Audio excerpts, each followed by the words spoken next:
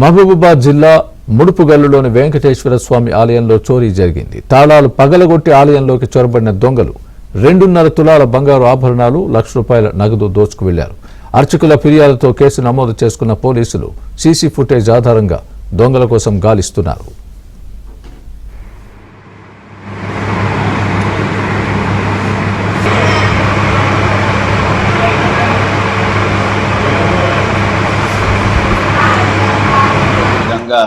నిన్న హఠాత్తుగా దొంగలు వచ్చి బీభత్సాన్ని సృష్టించడం జరిగింది.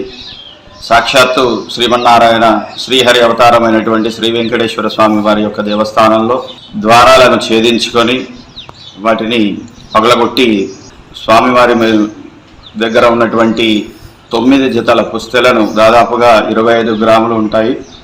సో అంతేకాకుండా దక్షిణల రూపంలో కానీ, భక్తులు ఇచ్చినటువంటి కానుకల రూపంలో కానీ, నాకు వచ్చినటువంటి జీతం తాలూకు సంభావన ఏదైతే ఉందో అవన్నీ కూడా మనది అన్నటువంటి ఉద్దేశంతో గర్భాలయంలోనే పెట్టుకోవడం జరుగుతుంది. సో వీటన్నింటినీ కూడా ఆ దొంగలు వచ్చేసి అపహరించుకొని పోవడం జరిగింది.